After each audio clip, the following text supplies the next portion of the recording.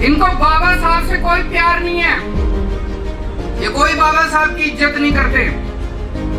मजबूरी है कि बाबा साहब को इज्जत देने का दिखावा करना पड़ता है। और क्या मजबूरी है? वोट चाहिए इनको, एससी समाज के वोट चाहिए, इसलिए दिखावा करना पड़ता है इनको बाबा साहब की पूजा करने का, बाबा साहब की इज्जत देने का।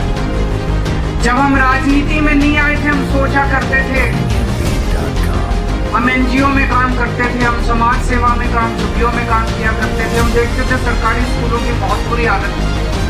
पूरे देश में कश्मीर से कन्याकुमारी तक और गुजरात से आसाम तक केवल एक राज्य है पंजाब, जहां पे वकीलों का जो सरकारी वकीलों का पैनल बनता है उसमें भी रिजर्वेशन दिया गया।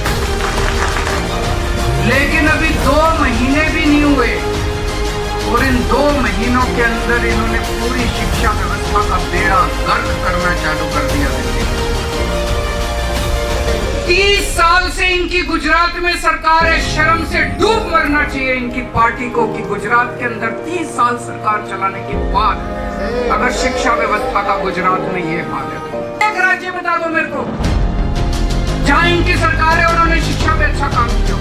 एक राज्य बता दो, कोई एक राज्य नहीं जहां इनकी सरकार है और उन्होंने शिक्षा को ठीक कर दिया हो, एक भी स्कूल को उन्होंने ठीक किया। आज बाबा साहब के जयंती के अवसर पर हम सब लोग उन्हें श्रद्धांजलि देने के लिए एकत्रित हुए हैं।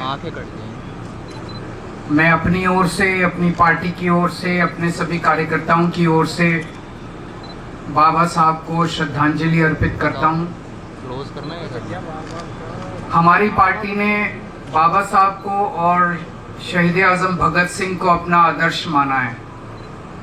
हम लोगों ने ये तय किया है कि उनके जीवन के संघर्ष से हम प्रेरणा लेंगे और उनके बताए हुए रास्ते पे कदम, उनके बताए हुए संदेश के मुताबिक हम आगे बढ़ेंगे।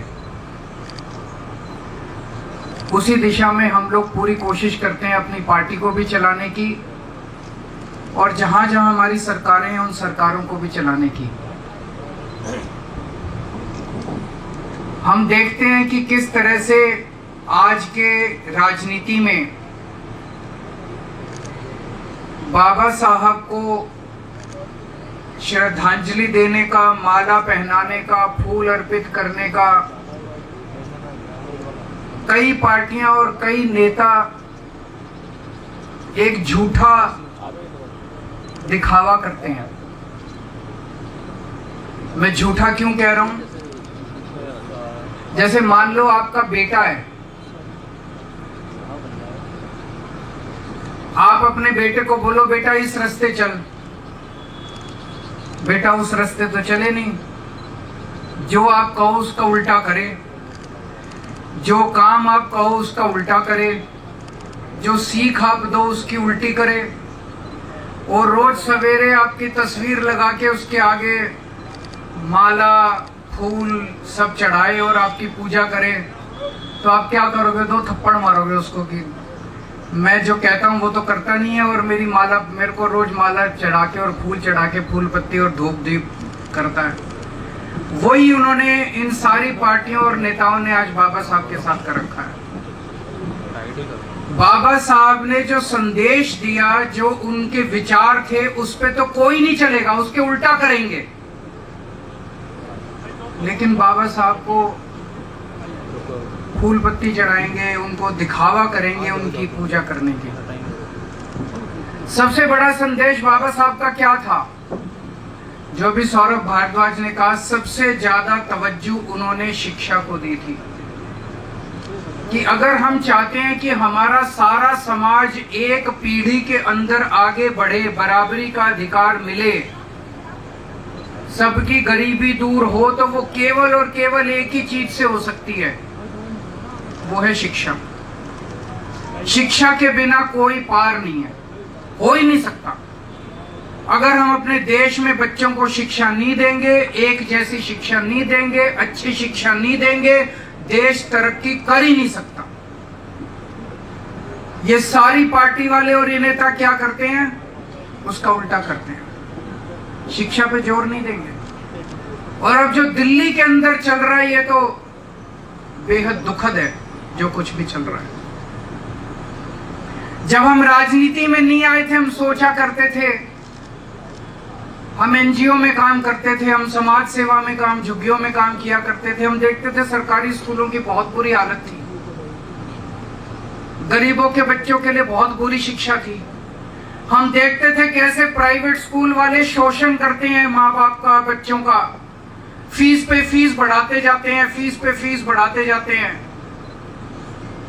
जब हमारी सरकार बनी, दिल्ली के अंदर और कुछ हो ना हो, हमने शिक्षा का अच्छा इंतजाम कर दिया। सरकारी स्कूल शानदार कर दिए, प्राइवेट स्कूलों को 10 साल तक फीस नहीं बढ़ाने दी, 10 साल तक इनको फीस नहीं बढ़ाने दी। लेकिन अभी 2 महीने भी नहीं हुए और इन 2 महीनों के अंदर इन्होंने पूरी शिक्षा व्यवस्था का बेड़ा गर्क करना चालू कर दिया दिल्ली के अंदर। ऐसे है जैसे अब एकदम से लूट मच गई, जैसे सारे प्राइवेट स्कूल खराब नहीं होते, लेकिन कुछ प्राइवेट स्कूल ऐसे हैं जैसे भूखे भेड़ियों की तरह झपट के मार रहे हैं पेरेंट्स के ऊपर। जो सोशल मीडिया पे देख रहे हैं, बच्चों को लाइब्रेरी के अंदर बंद कर दिया जाता है, बच्चों को क्लास अटेंड नहीं करने देते, बच्चों के ऊपर जिस तरह से तानाशाही बर्ताव किया जा रहा है कि फीस नहीं दोगे तो ये कर देंगे, वो कर देंगे, अनाप फीस।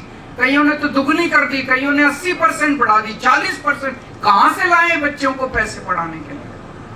मैं भी आने के पहले सोशल मीडिया पे देख रहा था, एक आदमी कह रहा था जी 2 लाख रुपए कर दिए साल का। कहां से लाए, कहां से लाए इतने बच्चों को पैसे पढ़ाने के लिए?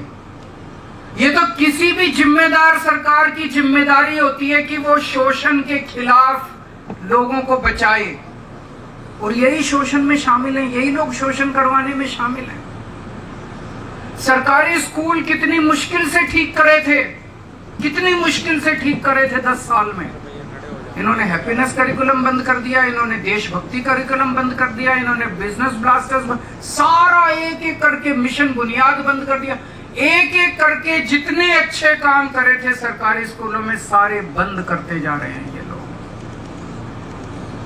अभी कल गुजरात की एक स्टोरी आई थी। गुजरात के 157 सरकारी स्कूलों में 10वीं क्लास के बोर्ड के पेपर में एक भी बच्चा पास नहीं हुआ, एक भी बच्चा। 30 साल से इनकी गुजरात में सरकार है, शर्म से डूब मरना चाहिए इनकी पार्टी को कि गुजरात के अंदर 30 साल सरकार चलाने के बाद अगर शिक्षा व्यवस्था का गुजरात में ये हाल है तो अब वही हाल ये लोग दिल्ली का करेंगे। तो कहते हैं बाबा साहब के भक्त हैं। बाबा रे क्या भक्त हो, जो बाबा साहब ने कहा उसका उल्टा करते हो तुम। बाबा साहब ने कहा शिक्षा पे काम करो, ये शिक्षा का कबाड़ा करने में लगे। एक राज्य बता दो मेरे को जहां इनकी सरकार है और उन्होंने शिक्षा पे अच्छा काम किया हो, एक राज्य बता दो। कोई एक राज्य नहीं है जहां इनकी सरकार है और उन्होंने शिक्षा को ठीक कर दिया हो, एक भी स्कूल को उन्होंने ठीक किया हो। पहले मैं सोचता था 75 साल हो गए आजादी को, मैं यही सोचता था शिक्षा क्यों नहीं ठीक हो रही, क्यों नहीं ठीक हो रही। हमारे देश में इतनी गरीबी, इतनी अशिक्षा है। मेरे को लगता है कि अगर हमने शिक्षा व्यवस्था ठीक कर दी तो एक पीढ़ी में हम अपने देश से गरीबी दूर कर सकते हैं। मैं सोचता था क्यों नहीं हो रही, मुझे लगता था इनको करना नहीं आता, इनसे हो नहीं रहा। लेकिन जिस तरह से ये दिल्ली की शिक्षा व्यवस्था को बर्बाद करने में लगे हुए हैं, अब मैं पूरी तरह से कन्विंस्ड हूं कि जानबूझ के इन दोनों पार्टियों ने 75 साल में इस देश को अनपढ़ रखा है, जानबूझ के अनपढ़ रखा है। एक षड्यंत्र के तहत, साजिश के तहत इस देश को गरीब और अनपढ़ रखा गया। इन लोग, इन दोनों पार्टियों ने मिलकर रखा अपना वोट बैंक बनाने के लिए। इनको बाबा साहब से कोई प्यार नहीं है, ये कोई बाबा साहब की इज्जत नहीं करते। मजबूरी है कि बाबा साहब को इज्जत देने का दिखावा करना पड़ता है। और क्या मजबूरी है? वोट चाहिए इनको, एससी समाज के वोट चाहिए, इसलिए दिखावा करना पड़ता है इनको बाबा साहब की पूजा करने का, बाबा साहब की इज्जत देने का। बाबा साहब अंबेडकर ने जब संविधान सभा के अंदर, कॉन्स्टिट्यूशन असेंबली के अंदर जब डिबेट चल रहा था, उस वक्त बड़ा कड़क बहस हुई थी कॉन्स्टिट्यूएंट असेंबली में। किसी ने कहा कि वोट देने का अधिकार सबको नहीं होना चाहिए। किसी ने कहा कि अनपढ़ लोगों को वोट देने का अधिकार नहीं होना चाहिए, गरीब लोगों को वोट देने का अधिकार नहीं होना चाहिए। यह प्रस्ताव आया केवल पढ़े लिखे लोगों को या इनकम टैक्स देने वाले लोगों को ही वोट देने का अधिकार होना चाहिए। आप सोच के देखो, अगर केवल अमीर लोगों को और पढ़े लिखे लोगों को वोट देने का अधिकार होता तो आज हमारे देश के अंदर गरीबों का क्या हाल होता, और दलितों का क्या हाल होता, और पिछड़ों का क्या हाल होता। ये तो नोच के जीने नहीं देते लोग, सांस नहीं लेने देते, पानी नहीं पीने देते आप लोगों को। अगर ये बाबा साहब लड़े थे संविधान सभा के अंदर, बोले नहीं, हर व्यक्ति को एक वोट का अधिकार हो। जय जय जय जय जय भीम, जय जय जय जय जय भीम। हर व्यक्ति को वोट देने का अधिकार होगा, एक व्यक्ति को एक, चाहे पढ़ा लिखा हो, चाहे अनपढ़ हो, चाहे गरीब हो, चाहे अमीर हो, चाहे पैसे दे हो उसके पास, चाहे इस जात का हो, चाहे उस जात का हो, हर व्यक्ति को वोट देने का अधिकार होगा।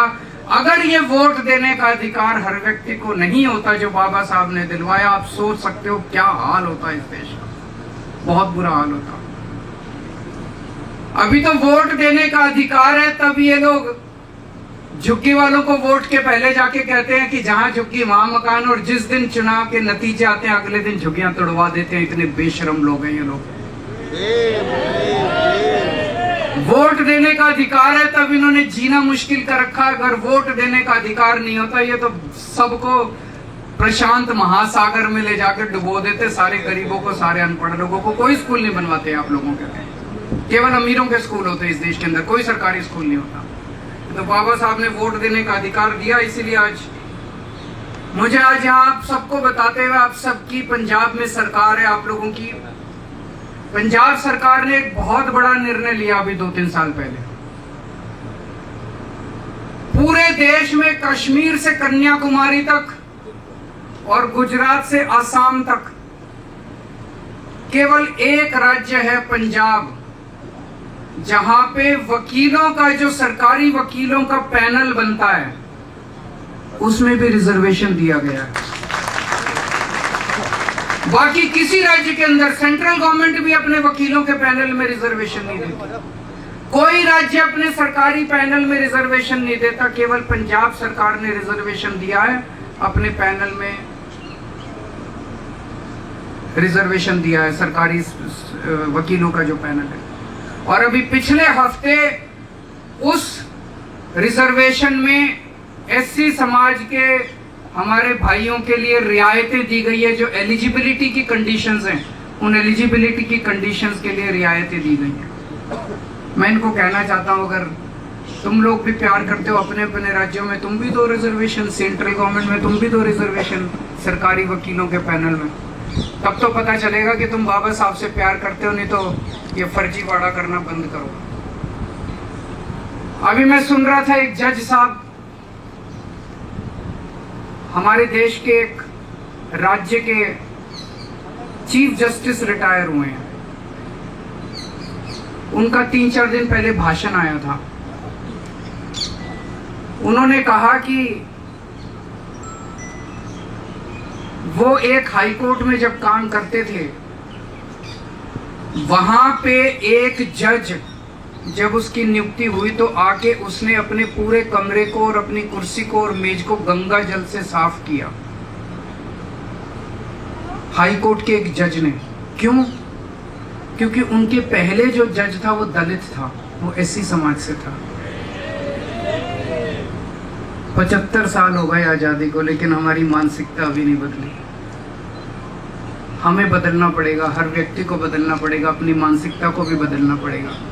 एक तरफ जहां पार्टियों को और नेताओं को बदलना है, दूसरी तरफ इस देश के हर व्यक्ति को भी अपनी सोच को बदलना पड़ेगा।